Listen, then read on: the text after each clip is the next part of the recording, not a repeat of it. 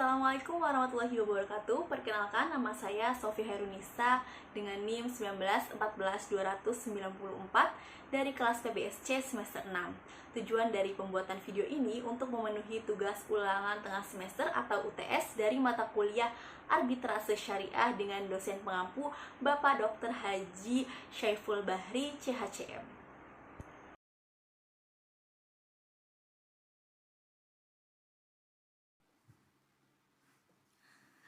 Baik, dalam video pembelajaran kedua ini, saya akan menjelaskan tentang pengertian, dasar hukum, tujuan arbitrase, dan perbedaan arbitrase syariah.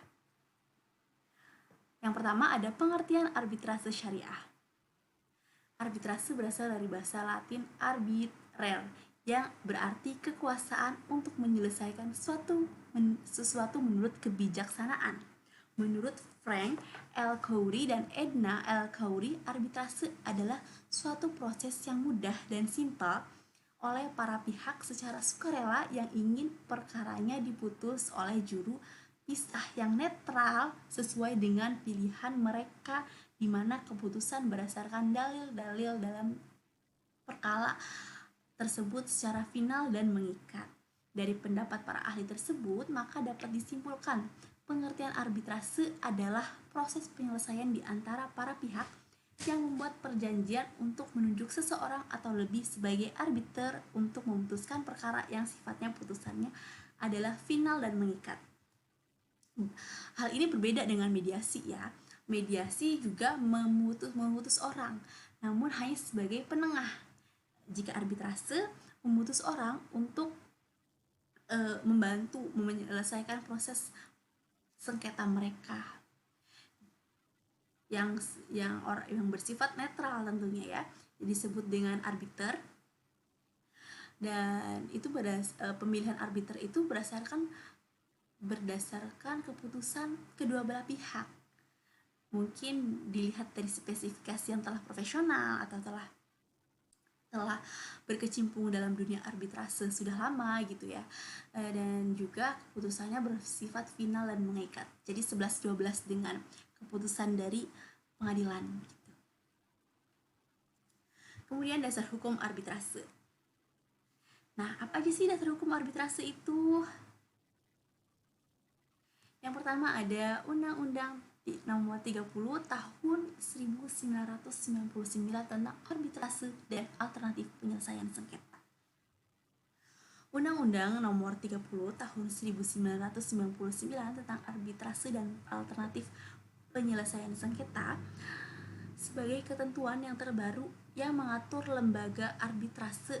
Maka pemerintah mengeluarkan Undang-Undang Nomor 30 Tahun 1999 tentang arbitrase dan alternatif penyelesaian sengketa pada tanggal 12 Agustus tahun 1999 yang dimaksudkan untuk menggantikan peraturan mengenai lembaga arbitrase yang tidak sesuai lagi dengan perkembangan zaman. Dan kemajuan perdagangan internasional. Oleh karena itu, ketentuan mengenai arbitrase bagaimana dimaksudkan dalam pasal 615 sampai dengan 651 RV, pasal 377 HIR, dan pasal 705 RBG dinyatakan tidak berlaku lagi. Dengan demikian, ketentuan hukum acara dari lembaga arbitrase saat ini telah mempergunakan ketentuan yang terdapat dalam Undang-Undang Nomor 30 Tahun 1999. Nah, yang kedua ada Undang-Undang Nomor 5 Tahun 1968 tentang persetujuan atas konvensi tentang penyelesaian perselisihan antar negara dan warga negara asing mengenai penanaman modal.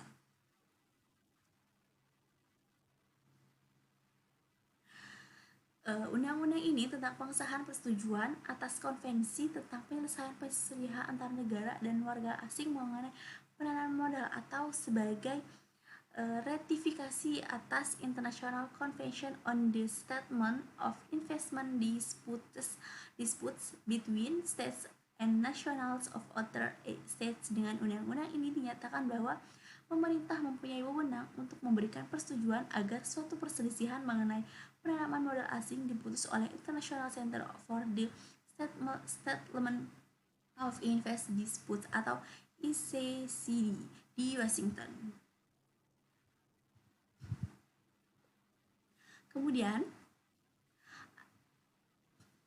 ada Peraturan Mahkamah Agung.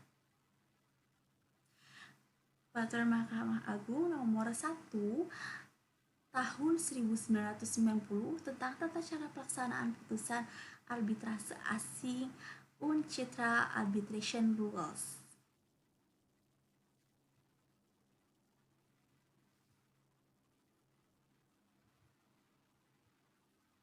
Nah, yang dimaksud dengan putusan arbitrase asing adalah putusan yang dijatuhkan oleh suatu badan arbitrase ataupun arbiter perorangan di luar wilayah hukum Republik Indonesia ataupun putusan suatu badan arbitrase ataupun arbiter perorangan yang menurut ketentuan hukum Republik Indonesia dianggap sebagai suatu putusan arbitrase asing yang berkekuatan hukum tetap sesuai dengan Kapres nomor 34 tahun 1981. Lembaran Negara tahun 1981 nomor 40 tanggal 5 Agustus.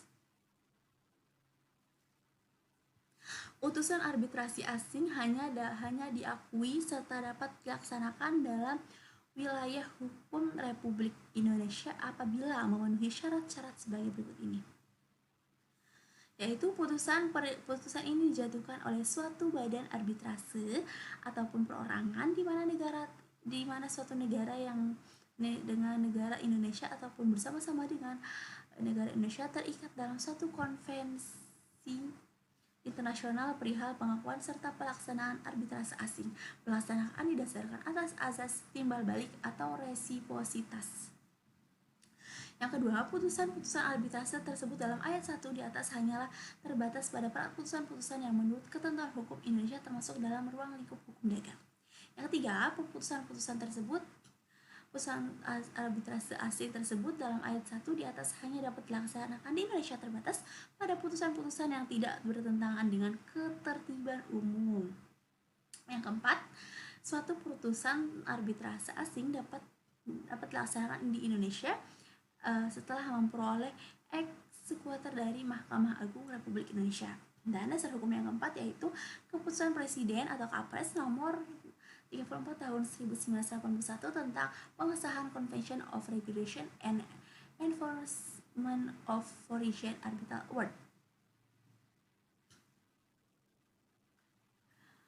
Setelah adanya keputusan Presiden Republik Indonesia tanggal 5 Agustus 1981 nomor 34, sesungguhnya keputusan arbitrase luar negeri dapat dilaksanakan di dalam wilayah Indonesia, bukankah dalam Kapres nomor 34 maksudnya tahun 1981 ini telah disahkan Konvensi PBB tentang pengakuan dan pelaksanaan keputusan-keputusan arbitrase luar negeri atau Convention on the Regulation and Enforcement of Foreign Arbitral Awards.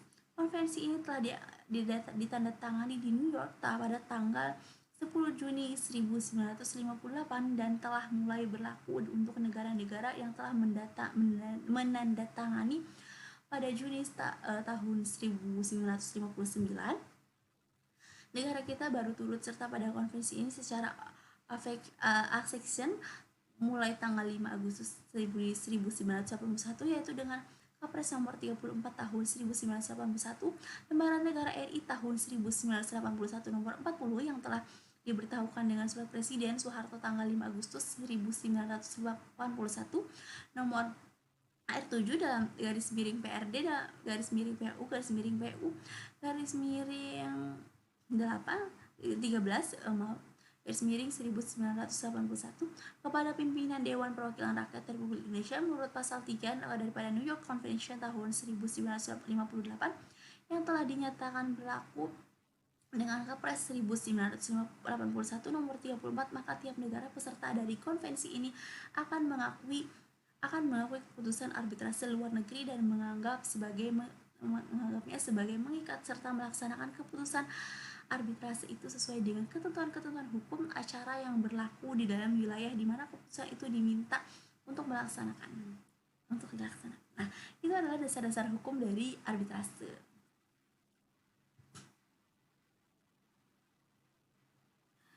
Jadi telah dijelaskan ya. Undang-Undang Nomor 30 Tahun 1999 tentang arbitrase dan alternatif penyelesaian sengketa, yang di dalamnya mengatur beberapa hal. Yang pertama adalah alternatif penyelesaian sengketa melalui cara musyawarah para pihak yang bersengketa. Kedua, ikhtisar dari persyaratan yang harus dipenuhi untuk arbitrase syariah, pengangkatan arbiter, serta mengatur mengenai hak ingkar dari para pihak yang bersengketa. Yang ketiga adalah tata cara untuk berbicara di hadapan majelis arbitrase, dan dimungkinkan arbiter dapat mengambil putusan profesional atau putusan selainnya, termasuk menetapkan sita jaminan, memerintahkan penitipan barang atau menjual barang yang sudah rusak, serta mendengarkan keterangan saksi dan saksi ahli. Yang keempat adalah syarat lain yang berlaku mengenai putusan arbitrase. Pengaturan pelaksanaan putusan sekaligus dalam satu paket agar undang-undang ini dapat dioperasionalkan sampai pelaksanaan putusan, baik yang menyangkut masalah arbitrase nasional maupun internasional, dan hal ini secara sistem hukum dibenarkan. Yang kelima maksudnya, pembatalan putusan arbitrase, berakhirnya tugas arbiter. Yang ketujuh ada biaya arbitrasi yang ditentukan oleh arbiter. Yang kedelapan atau yang terakhir adalah penentuan peralihan terhadap sengketa yang sudah diajukan namun belum diproses, sengketa yang sedang dalam proses atau dapat sudah diputuskan atau mempunyai kekuatan hukum yang tetap. Asas-asas arbitrase. Nah, asas-asasnya ini adalah ada 4 maksudnya, yaitu asas kesepakatan. Artinya asas kesepakatan para pihak untuk menyelesaikan perselisihan secara damai, serta sepaham untuk menunjuk seseorang atau beberapa orang arbiter. Jadi asas kesepakatan ini kedua belah pihak itu sama-sama setuju bahwa dalam menyelesaikan sengketanya harus menunjuk seseorang atau arbiter untuk membantu menyelesaikan sengketa dan melahirkan keputusan yang final. Yang kedua ada asas musyawarah, yaitu setiap perselisihan diupayakan untuk diselesaikan secara musyawarah, baik dengan antara arbiter dengan para pihak maupun di antara arbiter itu sendiri. Jadi arbitrase juga ada musyawarahnya untuk menyelesaikannya dan untuk mencari mufakat ya.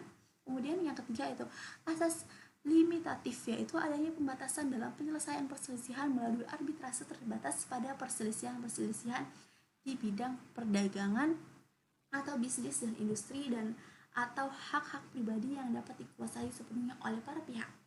Yang keempat maksudnya asas final dan banding, yaitu suatu putusan arbitrase bersifat putusan akhir dan langsung mengikat para pihak. Putusan arbitrase tidak dapat dilanjutkan dengan upaya hukum lain seperti banding atau kasasi. Asas ini pada prinsipnya memang sudah disepakati oleh para pihak dalam klausula atau perjanjian arbitrase mereka. Jadi, keputusan yang sudah dikeluarkan oleh arbitrase, sudah dikeluarkan melalui pertimbangan yang sangat matang, itu bersifat final dan mengikat ya. Kemudian ada tujuan arbitrase. Nah, tujuannya apa sih? Tujuan dari arbitrase ini untuk menyediakan sarana penyelesaian sengketa alternatif di luar pengadilan. Arbitrase juga dilakukan untuk menghadirkan kerukunan antar pihak yang saling melaporkan agar terciptanya kesepakatan melalui langkah musyawarah serta menyelesaikan perselisihan secara damai antara kedua belah pihak untuk menyelesaikan perselisihan atau sengketa perdata dengan prinsip yang mengutamakan usaha perdamaian, menyelesaikan sengketa bisnis yang beroperasional yang menggunakan syariat Islam sebagai dasarnya, serta memberikan penyelesaian yang adil dan cepat dalam sengketa-sengketa muamalah yang timbul dalam bidang perdagangan, industri, jasa, dan lain-lain. Nah, selain untuk menyelesaikan sengketa alternatif di luar pengadilan, di luar meja hijau, tujuan dari arbitrase ini adalah menyelesaikan sengketa bisnis, sengketa bisnis itu dengan cara yang cepat dan juga keputusannya bersifat final. Jadi tidak hanya cepat, namun keputusannya itu bersifat final. Perbedaan arbitrase. Nah, arbitrase konvensional. Jadi dalam arbitrase sendiri ada arbitrase konvensional dan juga ada arbitrase syariah.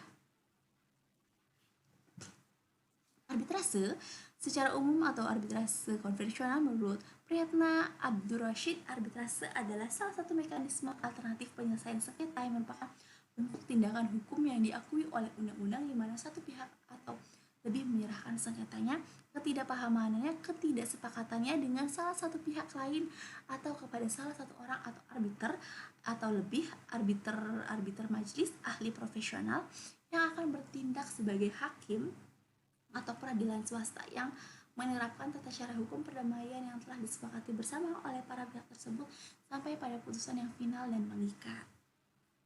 Badan Arbitrase Nasional Indonesia (BANI) sebagai lembaga penyelesaian sengketa konvensional yang bersifat otonom dan independen. BANI merupakan lembaga peradilan yang mempunyai status yang bebas, otonom, dan juga independen. Dan tujuan dibentuknya lembaga ini adalah memberikan penyelesaian yang adil dan cepat dalam sengketa-sengketa perdata yang timbul mengenai soal-soal perdagangan, industri, dan keuangan. Nah, jadi arbitrase konvensional itu tindakan hukum yang diakui oleh undang-undang di mana pihak satu dan pihak dua menyerahkan sengketanya kepada salah satu orang arbiter atau yang profesional gitu. Dan lembaga yang menangani arbitrase ini adalah BANI atau Badan Arbitrase Nasional Indonesia. Kemudian ada arbitrase syariah. Arbitrase syariah dapat juga diartikan sebagai penyelesaian sengketa kedua belah pihak atau lebih di luar pengadilan yang mengutamakan prinsip perdamaian atau sukarela terhadap suatu persoalan hukum sesuai dengan kewenangan yang diatur menurut ajaran Islam dan peraturan perundang-undangan yang berlaku. Untuk arbitrase syariah sudah didirikan Badan Arbitrase Syariah Nasional atau Basarnas. Tujuan pendirian Basarnas adalah untuk menyelesaikan sengketa-sengketa di bidang keperdataan dengan prinsip mengutamakan usaha-usaha perdamaian dan mediasi. Kehadiran lembaga arbitrase syariah ini juga mempertegas eksistensi dan keberlakuan hukum Islam di Indonesia. Karena salah satu hukum bercara yang digunakan dalam proses penyelesaian sengketa adalah hukum Islam dan hukum perikatan Islam atau fikih muamalah. Nah, jadi arbitrase syariah ini mereka adalah sama seperti arbitrase konvensional, cuman perbedaannya pada prinsipnya. Jadi kalau misalkan arbitrase syariah ini selain mengacu pada undang-undang dan juga kesepakatan bersama, arbitrase syariah juga mengutamakan prinsip Islam begitu. Lalu lembaga yang menangani arbitrase syariah ini adalah Basarnas, yaitu Badan Arbitrase Syariah Nasional. Baik, mungkin video pembelajaran yang kedua itu saja. Kurang lebihnya mohon maaf. Wassalamualaikum warahmatullahi wabarakatuh. Terima kasih.